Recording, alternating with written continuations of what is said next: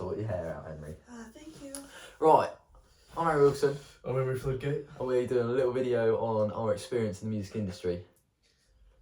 And how we sort of like found ourselves, things like just our experience and how it could maybe like help other people talking about it. And what did I say before?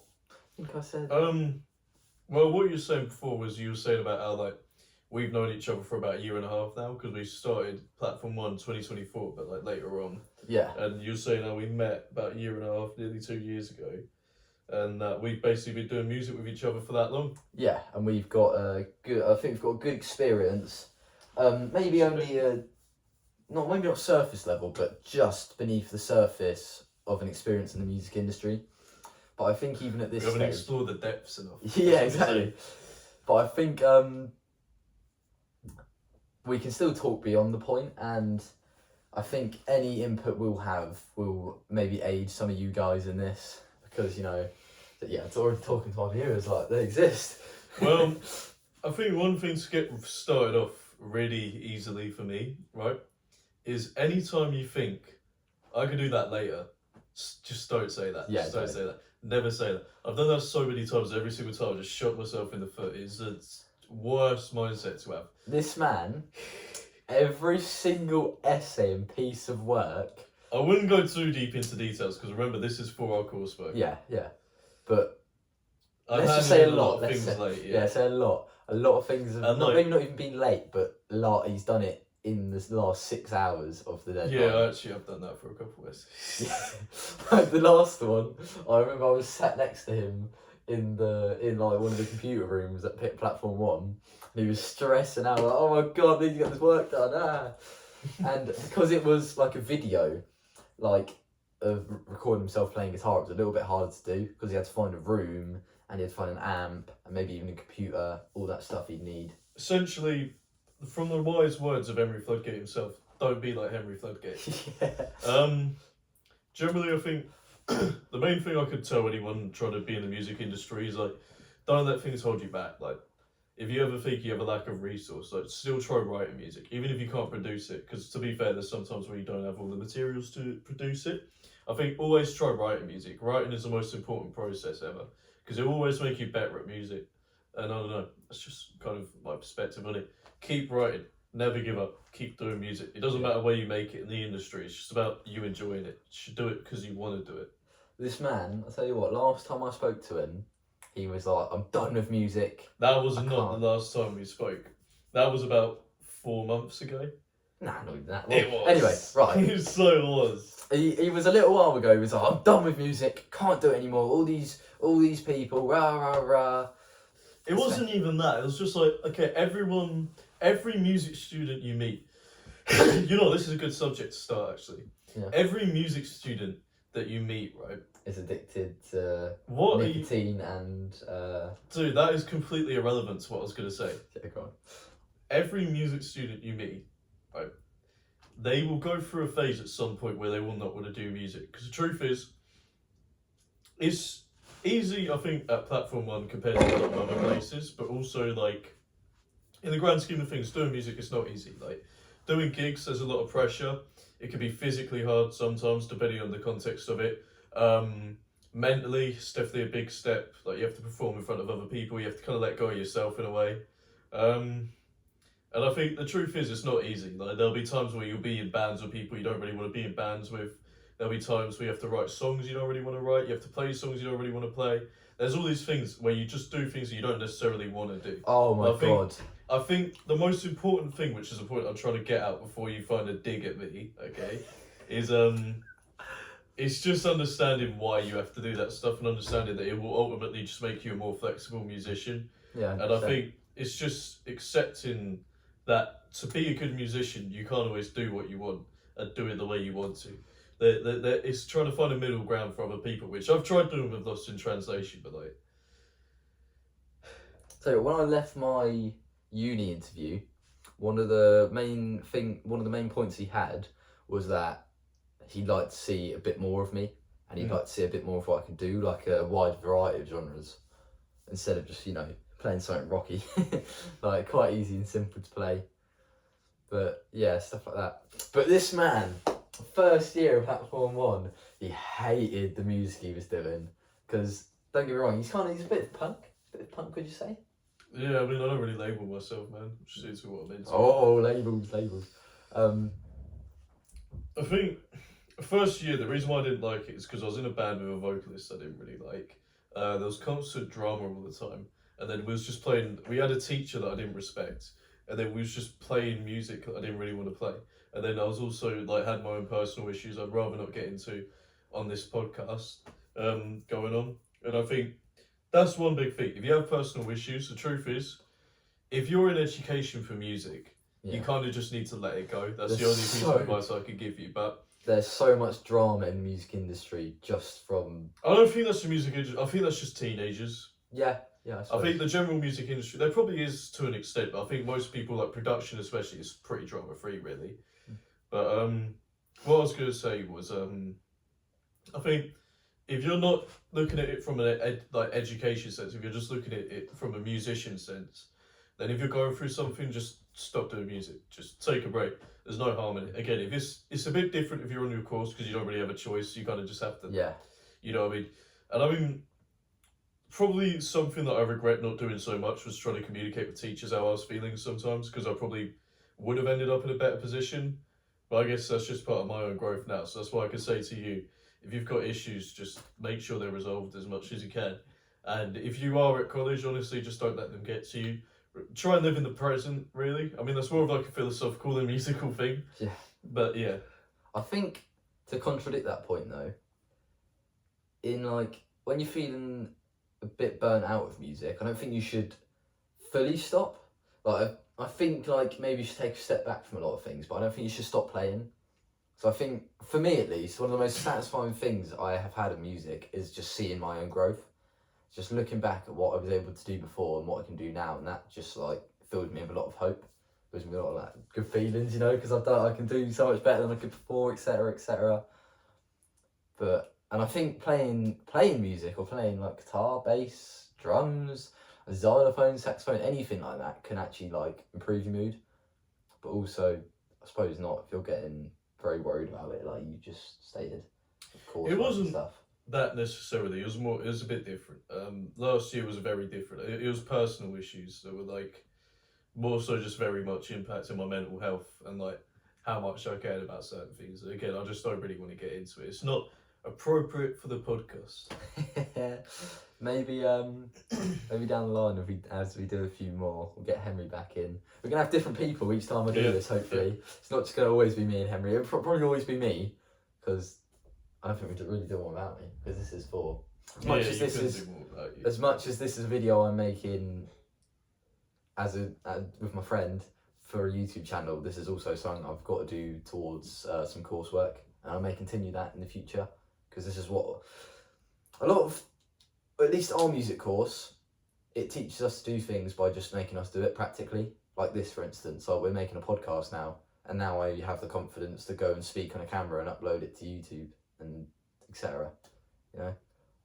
Oh, what's our next topic? Good question. We're going off the top of our heads with this. This is like, no script. Yeah, this is very truthful to us, I think, but I think that gives us the most like. When you're writing music, right? Because would you say it's fair enough for me to say that even now, I'm not saying I've done all the work, but in comparison to everyone else, I'd say I've done the majority of the work, like the biggest portion in this band. Would you say that's a fair statement? Yeah, I think you first, me second, probably. I'd say that's pretty fair. Then I'll put Jack Will third. No, I'll put Will third. Yeah, Will. Because to be fair, he hasn't really had anything for the drums. He's just written that on his own. Yeah. Then I'd say I'd say Damien, bro. Damien and Will are sort of tied because he's actually written some pretty cool riffs. Damien did Jack's lyrics. Yeah, Jack might have to go next. Oh, I've already, because he has done lyrics every song pretty much. Because to be fair, this is what I was going to touch on. I don't think Summer's actually written anything for herself, and this isn't me making it personal or anything. Great band member, does the bass well, but I think I was going to make. He's not talking from he is talking from personal experience. We don't need to explain that. We don't need to explain that. We can let the points talk for themselves. All right. That's just how it is. And all I was going to say is that like, I got a bit disheartened at some points because I think, other than Harry, I think a lot of people I didn't feel like were putting in all the weight with the bands. I probably would slack a few times every now and then. I will admit. Everyone did to an extent, but the point is, I feel like at one point I did a lot of the white. Like in comparison, like the more recent songs, it's kind of changed a bit. First 4 songs was all Henry. Yeah. But my point is, that's actually a good thing, and I've learned to appreciate that now. I think I'm a lot better at songwriting, and I find it more natural now, like in comparison, because now I've actually been forced to make actual songs. You know what Tom and Dalen said to me in my like performance review?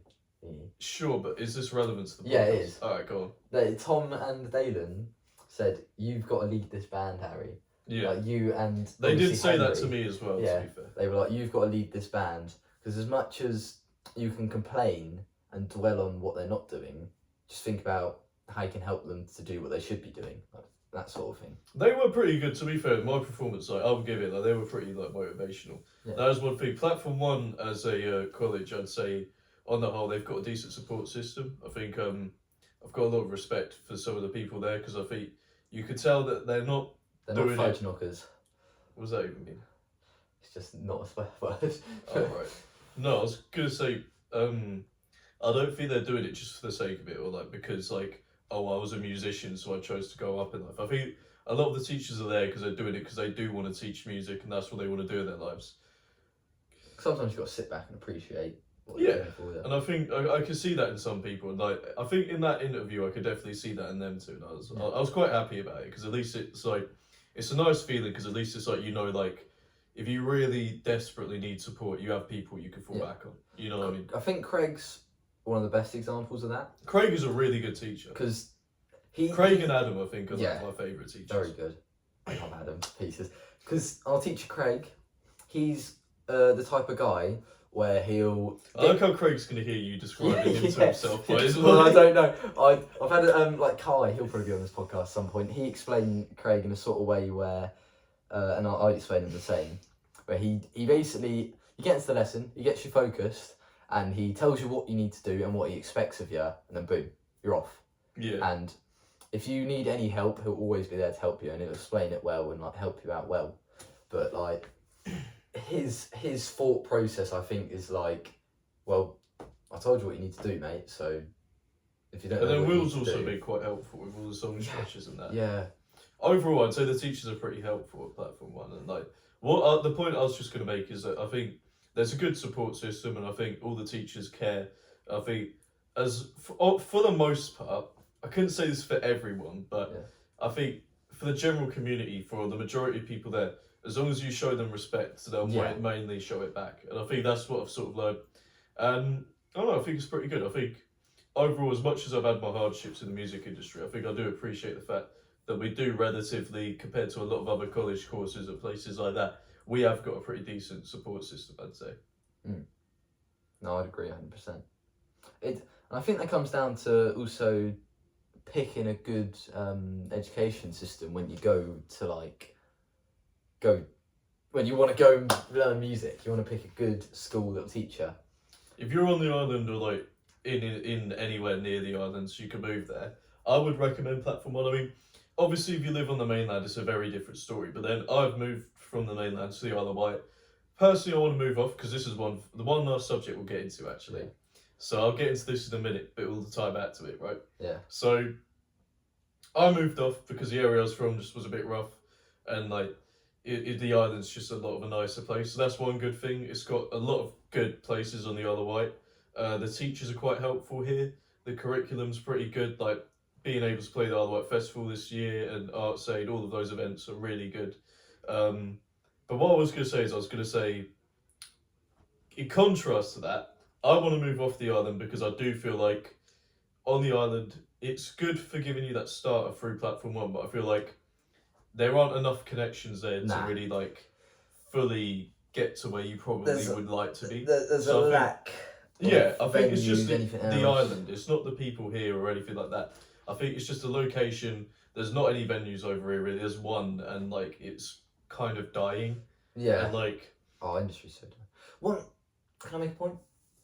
I mean, I wasn't really done with mine, but go ahead. No, whatever. No, just go ahead. Oh damn! I'm sorry, Henry. It's alright. I'm not angry, dude. I'm just disappointed? No, I just don't want to disrupt the flow in it. All right. One of the biggest things I think you need to take in mind when you pick a uni is obviously they're going to teach you, but on top of that, the main thing, especially as a music student, specifically multi-music students, is that when you go to uni, you find connections and you find people Yeah, and you meet people who will give you those options in life to do stuff. that was pretty much what I was going to say, to be fair, but you just like Lengthened explained it in a for no bigger reason. detail. Yeah. Yeah. But because like after you finish your course, one of your music teachers who was probably quite not well, or maybe not a well-known musician, but a respected musician in the community, will one of his mates will probably speak to him and be like, oh, I need sort of people for tonight for a set list. I'm a few people short, and he'll go, well, I've got this person who I've taught for a few years. My got a university graduate here who does great and his performance is great. I'm sure he'd love to work for you, etc., etc. That's just one example of how you can find a job just from going to uni and just pushing forward with your education. On to you, Henry. I don't really have much more to say. Yeah, I think that's pretty much all we have for this podcast. Have a good day, guys. Yeah. Hope you've enjoyed. Sorry the end is a bit abrupt, but yeah, I feel like all the points have kind of awkwardly sort of pulled their way out there. I think You'll probably find some form of entertainment from this, and there's probably some kind of education from it. Yeah, I think as we move on forward and start doing more work with this, The first one's always the worst one. Yeah. That way. Yeah, we'll probably be getting less serious We and make just- it. I think we don't need to over-explain for the time being. Yeah, I think we'll probably make it a bit less serious in the future, and we'll have a bit of a laugh and have a bit of fun while we're doing it, but still explain a good point. Yeah. But yeah, if you like this video, please like and subscribe. Oh, I did it!